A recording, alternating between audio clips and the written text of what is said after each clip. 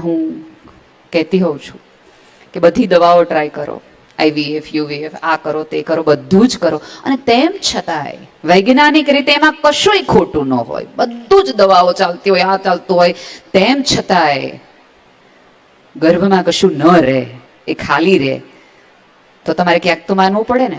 અત્યારે હું ને તમે એવું માનીએ છીએ, પુરુષ એવું માને છે કે મારા લીધે, પત્ની એવું માને છે કે 9 મહિના મારા લીધે, ડોક્ટર એવું માને છે કે અમારા લીધે, ઓલા છે દવાના લીધે, પણ કોઈ એવું નથી માનતું કે એના ચમત્કારના લીધે.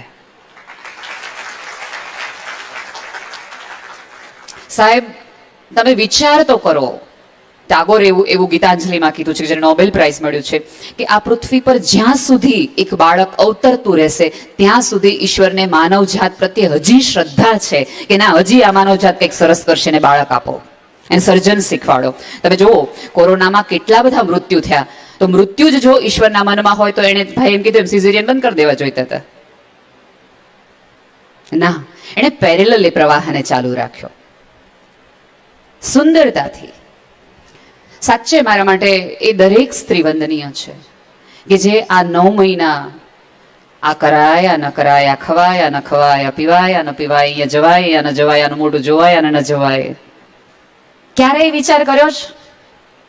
રોજ એ 4 કિલોના વજનને લઈને અહીંથી આમ ફરવાનો, પગમાં સોજા ચડી જાય, બ્લેડર કંટ્રોલ ન રહે, મૂડ સ્વિંગ આવે, ગમતા કપડાં ન પહેરી શકો, ખાવાની જે તીવ્ર ઈચ્છા હોય એ તમે ખાઈ ન શકો, જેને મળવું હોય એને ન મળી શકો, પાર્ટીમાં જાઓ, લોકો વચ્ચે જાઓ, બધાને સ્લીમ એન્ડ ટ્રીમ અને દેખાવડા જો, ને તમારો બેસ્ટ પાર્ટી ડ્રેસ જે હોય એ તમે ન પહેરી શકો, કપડાં ફિટ થતા હોય, મૂંઝારો થાય, કપડાં પહેરો તો મજા ન આવે, કાઢી નાખો તો પણ મૂંઝારો થાય, પરસેવો છૂટે, એસીમાં હોય તો રડવું આવે, કોઈ કારણ વગર ગુસ્સો આવે, ઊંઘ ન આવે, દિવસે ઊંઘ આવે, રાત્રે ઊંઘ ન આવે, જેને જોવે ને ખીજાઈ જવાનું મન થાય, જેને જોઈને પડખા ફેરવતી વખતે એમ થાય કે એકાદ જણ હાથ આપે તો પડખું ફેરવી લઈએ. દર 10 મિનિટે બાથરૂમ જવાની ઈચ્છા થાય. જે સ્ત્રી, તમે જોજો, પુરુષોને તમે ઘણી બધી જગ્યાએ ઉભા રહેતા, આ જગતની કોઈ પણ સ્ત્રીને તમે ક્યાંય પણ ઉભા રહેતા જોઈ છે? એના મન ઉપર સૌથી વધુ એનો કંટ્રોલ હોય એ સ્ત્રી બ્લડ કંટ્રોલ ન કરી શકે, ચાલતી વખતે પકડીને ચાલવું પડે, અને સહેજ પણ ફરિયાદ કરે કે દુખે છે, હવે ભાઈ અહીંયા અમારે કેટલાય થઈ ગયા,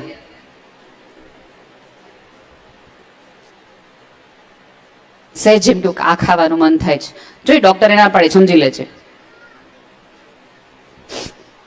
મૂડ સ્વિંગની વાતો થાય, પણ મૂડ હેન્ડલ કરવાનું કોઈ ન શીખવે. અહીંયા બધા ડોક્ટરોથી લઈ તમારા આજુબાજુના આડોશી પાડોશી, મામા માસીઓ, એઝ ઇફ તમારી આજુબાજુ એક સલાહકારોની સમિતિ હોય. ડોક્ટર શું સિઝેરિયન કરે? 9 મહિના રોજ સિઝેરિયન થતું જ હોય છે, કરવું ન કરવું, જવું ન જવું થી લઈને બધું જ.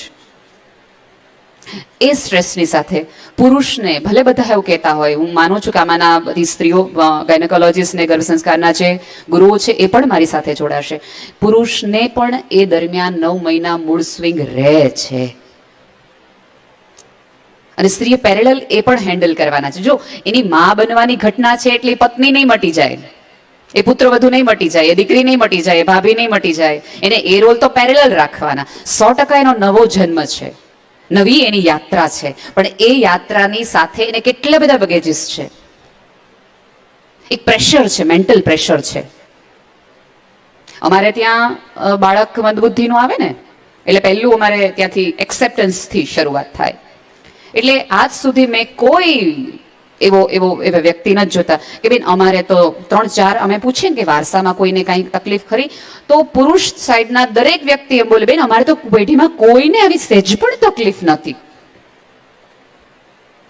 એનો અર્થ એ છે કે સભ્યતા આજે પણ 2021માં ભણેલા ગણેલા એવું માને છે કે ખરાબ ખોટું ને કોઈ પણ પ્રકારે સંતાન આવે છે તો એમાં માનો વાંક છે.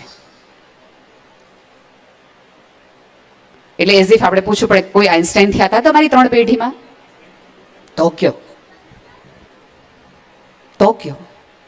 એવું તો હોતું નથી.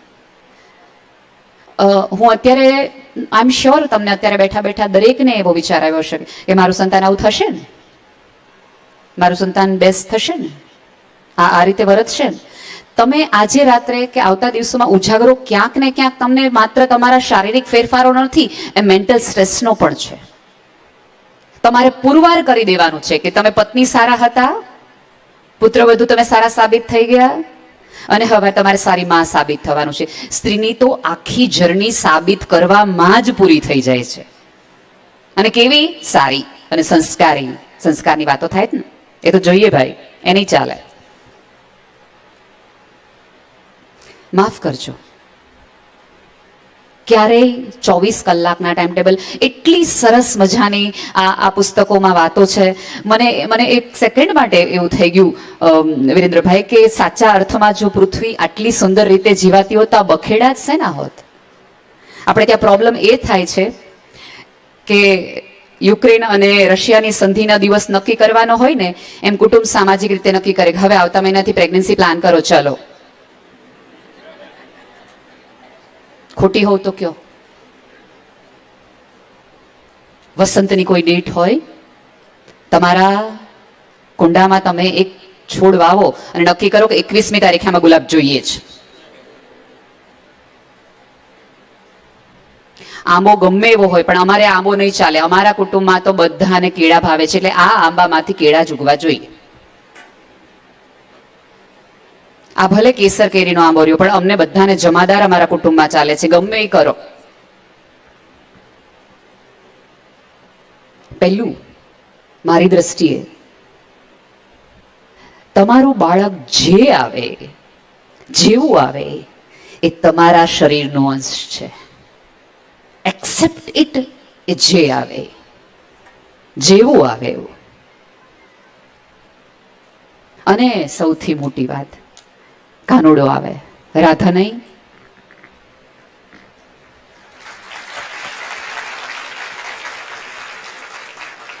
રામ લાવશો તો એ રામને સીતા વગર જાશો ક્યાં સ્વયંવર કરાવવા? સીતા નહીં.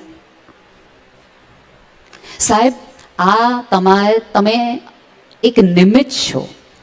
ત્યાંથી ઉતરે, એક પાત્ર જોઈએ અને નીકળી જાઓ. એમણે યજુર્વેદની, અથર્વવેદની સુંદર વાતો કરી. મેં ત્યારે કીધું કે કુમાર સંભવમાં એક જ એવું શાસ્ત્રમાં લગ્નને યજ્ઞ કીધું.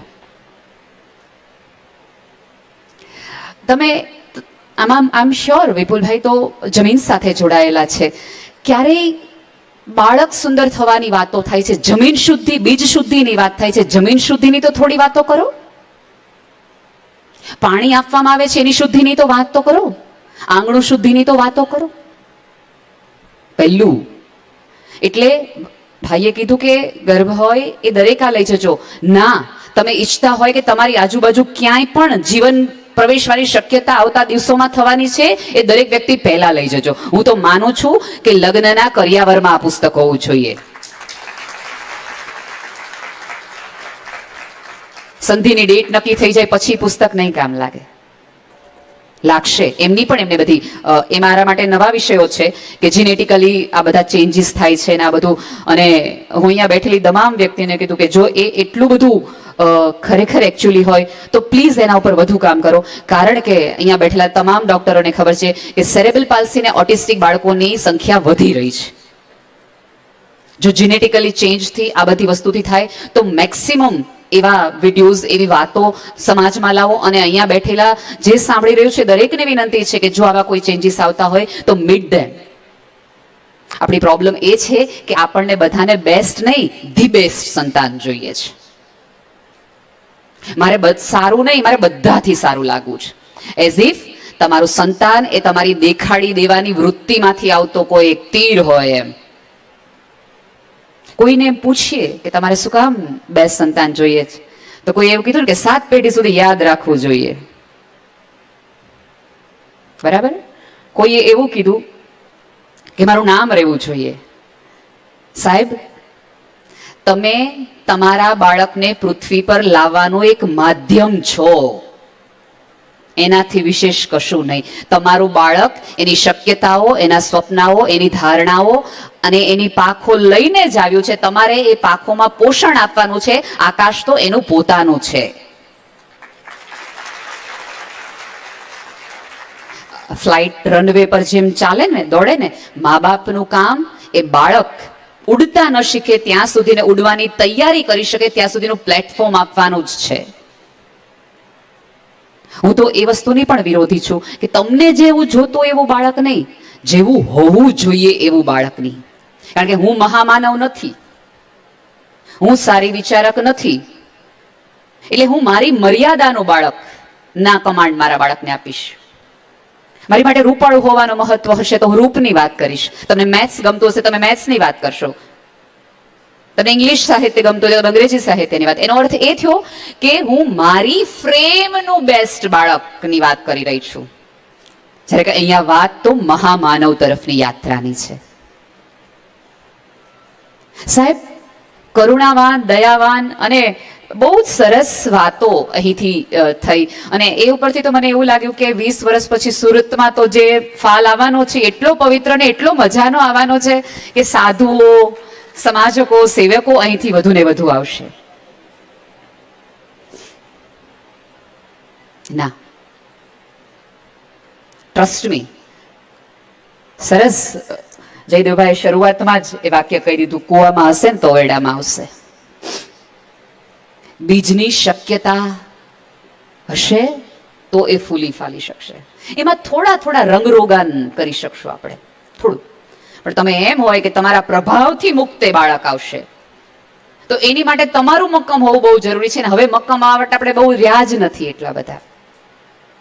આપણે માત્ર પ્રેગ્નન્સીમાં છે ને ભૂલ એ થઈ ગઈ કે ખોરાક ઉપર જ ધ્યાન આપ્યું, વિચાર ઉપર ધ્યાન આપ્યું જ નહીં, આરામ ઉપર ધ્યાન આપ્યું, ધ્યાન ઉપર ધ્યાન જ ગયું નહીં. બેને સરસ વાત કરી કે જે કરો એ પ્રેમથી કરો. પ્રેમથી કરવા માટે પ્રેમનો અનુભવ જોઈએ. અહીંયા આમ શ્યોર ભાઈઓ બેઠા છે એટલે હું વધુ ખુલીને વાત કરું કે જ્યારે પત્ની એમ કે મજા નથી આવતી તો તારે આ રોજનું થયું એની બદલે કેમ નથી આવતી, એવા 2 પ્રશ્નો કરશો તો ત્રીજા પ્રશ્નની મૂળમાં હશે. કારણ કે દરેક સ્ત્રીને સુખી થતા, મજામાં થતા પોતાની જાતે આવડે જ છે. મારે માત્ર સાંભળનારે કાન જોઈએ છે કે જે મને એવું ન કે તારું રોજનું થયું, જે મને એવું કે હા મને ખબર છે આ તકલીફ છે, આ તું જ કરી શકે. આ વજન લઈને 9 મહિના ફરવાનું વિચાર કરજો. 4 કિલો બટેટાની હાથમાં રાખજો 9 મહિના, જ્યાં જાઓ ત્યાં હારોહાર હારોહાર. સાહેબ પર્સ નથી ઉપાડી શકતા, ભરતા ન હોય તાવડા થેલા.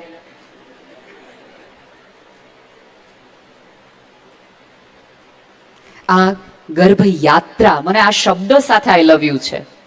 યાત્રા, યાત્રી ક્યારેય એકલો ન હોય, સહયાત્રી તમે છો.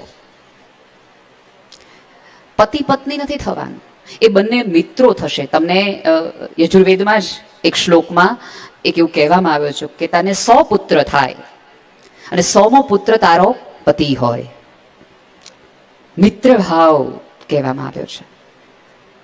અહીંયા કુટુંબીઓની સાથે લ્યો. હું તો એવું માનું છું કે તમારા ગર્ભ સંસ્કારના કાઉન્સેલિંગમાં પહેલા 2 સેશન સહકુટુંબનું રાખો કે જેમાં સાસુ આવે, સસરાય આવે, નણંદે આવે, જે કુટુંબમાં એ દિવસે હાજર હોય એ આવે. આમ શ્યોર તમને બધાને બહુ તકલીફ પડશે અને આ જ જવાબ આવશે, બેન આ અમારે 3 કર્યા, ખબર ન પડી, વાડીમાં મોટા થઈ ગયા. સાચે હવે સમાજ બદલાણો છે, વ્યાખ્યાઓ બદલાણી છે, વિચાર બદલાણો છે, શારીરિક બંધારણ પણ બદલાણું છે. એ બંધારણમાં તમારે નક્કી કરવાનું છે કે હું ક્યાં ફિટ છું ને ક્યાં મિસફિટ છું.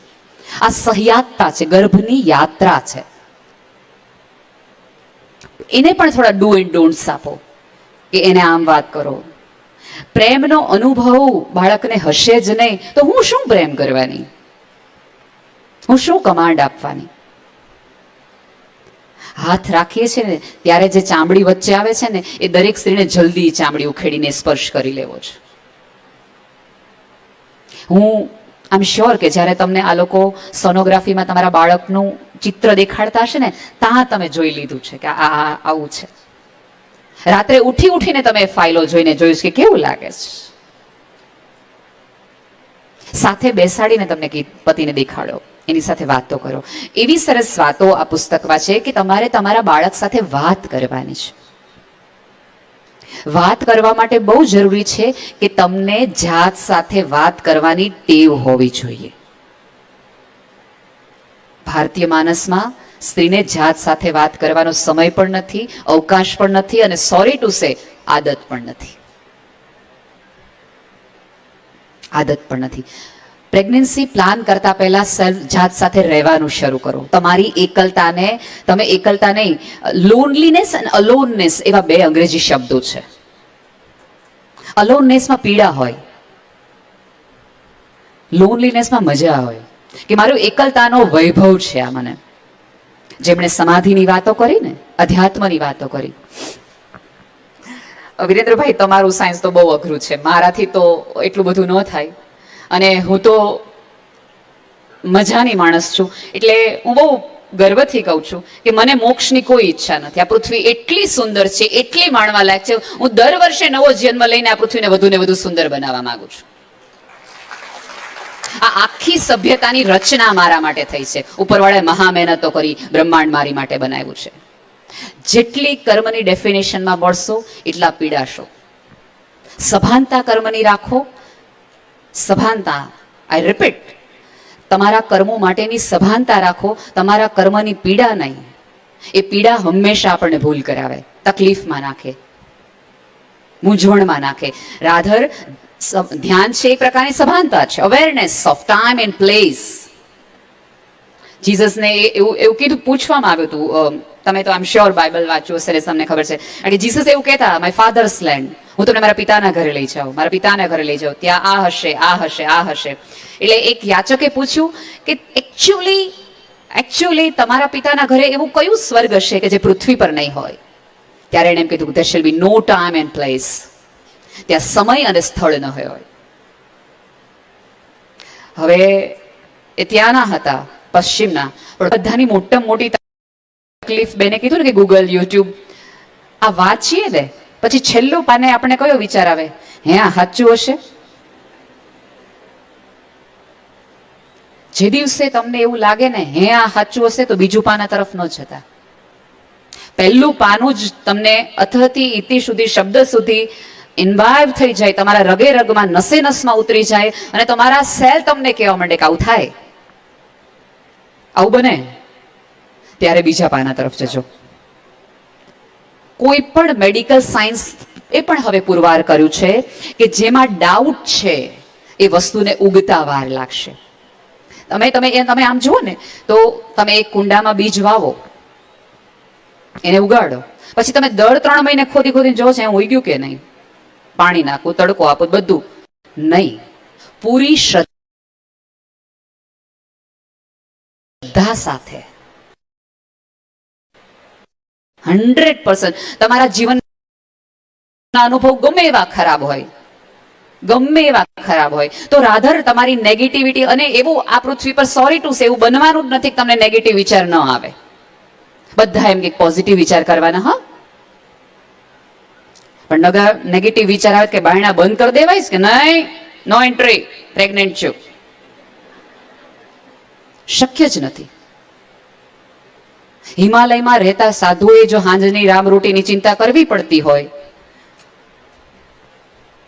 તો મારે કરવી પડે, તમારે કરવી પડે. તમારામાં આવેલા એ નેગેટિવ વિચારને ડાયવર્ટ કરવાની ટ્રાય કરો. આપણે ત્યાં તકલીફ એ છે કે એમ કરવામાં આવે છે કે એને રોકવાના, એને આવવા નહીં દેવાના. કોઈ એવું નથી કહેતું કે એને ડાયવર્ટ કરવાના.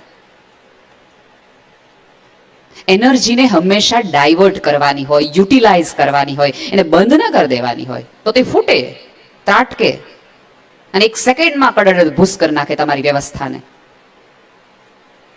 જેટલું જરૂરી ગર્ભયાત્રા છે એટલું જ જરૂરી વાતાવરણ છે. ક્યારેક એવું બનશે કે તમે આ ગર્ભયાત્રા કરી પછી બાળકમાં થોડા ચેન્જીસ આવે એટલે તમે બાયું ચડાવતા અહીંયા આવશો, તમે કીધું તેવું બધું કર્યું તોય આવું ન થયું. હવે આમ જ હાથ રાખીને આવશો અને 3 જણને કહેશે કરતા નહીં હો. ત્યાં હું બીજું તમને કહું કે વાતાવરણ જેટલો વારસો અગત્યનું છે એટલું જ વાતાવરણ નિર્જાન અગત્યનું છે. આ વાતાવરણ આપશે, તમારા ગર્ભને આજુબાજુ પોઝિટિવ વાઇબ્સ ક્રિએટ કેમ કરવા, તમારા મનને સાફ કેમ કરો, તમારા કચરો કઈ રીતે આજુબાજુનો સાફ કરવો, એટલું જ તમને અહીંયા કહેવામાં આવ્યું છે. અને અંતે આ તમારી માટે છે. તમને સુંદર આ પ્રકારનું, આવા પ્રકારનું. અને બહુ જ સરસ, ભાઈએ આશીષભાઈ સાથે મારી વાત થઈ ત્યારે બહુ જ મને મજા આવે એવી વાત એ હતી કે એમના મનમાં એવું હતું કે એણે એટલા સરસ વાતો કરી કે સત્યવાન હોવું જોઈએ, પ્રેમવાન હોવું જોઈએ, કરુણાવાન હોવું જોઈએ. તો ટ્રાય પહેલી તમારી કામવાળીથી કરો. તમે એવું માનો છો કે તમારું બાળક તમે એની સાથે જે સંવાદ કરો એ જ સાંભળે, બીજા સાથે કરો એ સંવાદ ન સાંભળે? તમારા સાસુ સાથે સંવાદ કરો એ ન સાંભળે એમ? તમારા ફોનમાં વાતો તમે કરતા હોય ન સાંભળો એમ? એ સાંભળતું જ હોય. જો એમ આમ બેસીને પલોઠી વાળીને અદબ વાળીને એમ કહેતી બેટા તારા પપ્પા આમ, તારા મમ્મી આમ, એવું તમે સરસ સરસ બધું પોઝિટિવ કીધું છે એટલે તમે કહો. પછી જેવો ફોન આવે તમારા મમ્મીનો, શું બેટા ખાતું? મને ગલકા ખાવા નહોતા હતા તો એવું કાચું શાક બનાવી દીધું, મને જરાય પાયું ને. એક વખત 6 મહિના નો હાચવી લે માણા. તમને શું લાગે તમારું બાળક આ ન સાંભળે એમ? આઈ સાંભળે, આઈ સાંભળે. એક થેરાપીમાં, કલર થેરાપીમાં, આમ શ્યોર તમે બધા એમાં જાણતા હશો કે તમે જ્યારે કોઈ વસ્તુ ખાઓ ત્યારે એનું વર્ણન પણ બાળકને કરો. તુરિયા આવા છે, ચોક્કસ એને કે મને ભાવતા નથી પણ હું ઈચ્છું છું કે આનાથી તને પોષણ મળવાનું છે એટલે હું ખાઉં છું. કારણ કે અંદર અનકોન્શિયસ માઇન્ડ એમ કે ગુલકા ખાવાના જ નહીં, ગુલકા ખાવાના જ નહીં. અને ઓલું માઇન્ડ એવું કે છે કે ખાવું પડશે, બાળક આપણે સારું જોઈએ. એટલે તમારું મન જ અંદરથી લડી રહ્યું છે. એ સમયે બેસ્ટ વે આ છે. ગલકા મેં ક્યારેય બેટા આજ સુધી નથી ખાતા. જિંદગીમાં મારી સામે જોવું નહીં આ શાક તરફ. પણ યાર તું મારું એવું અંશ, તમારી એવી લવ અફેર છો કે જેની માટે હું તમામ વિદ્રોહ કરવા તૈયાર છું મારી જાત સાથે. તારી માટે ગલકા તો શું ઝેર ખાઈ લઉં દોસ્ત. તો તમારું બાળક પ્રેમમાં શ્રદ્ધા રાખતા શીખશે, પ્રેમમાં કશું પણ કરી જવા માટે, છૂટવા માટે તૈયાર રહેશે. કારણ કે તમે ત્યારથી એ વાત કરી. તમે રડો, મૂંઝાવ ત્યારે તમારા મનમાં 100 વિચાર આવતા હોય. તમે રડો ને ત્યારે તમારા બાળક સાથે રડો. એના તમારા મૂંઝારા હોય એને કયો. કારણ કે જગત છે એ પોઝિટિવ 100% નથી. અધ્યાત્મ એ નથી કે તમે બધું છોડીને જગતમાં આમ થઈ નિષ્કામ થઈને બેસો. અધ્યાત્મ એ છે કે જગતની તમામ પીડાની તમે સભાનતાથી દૂર કરવા માટે સક્રિય રીતે તમે ભાગીદારી દેખાડો. મારી માટે જીવનનું અધ્યાત્મ એ છે કે તમે આંખ બંધ કરી લો, જગત બહુ સુંદર છે ને કાંઈ નથી. ના, જગતમાં હળાહળ પીડા છે, હળાહળ તકલીફો છે, ગરીબી છે, પણ એને બદલવાની મારી તૈયારી છે.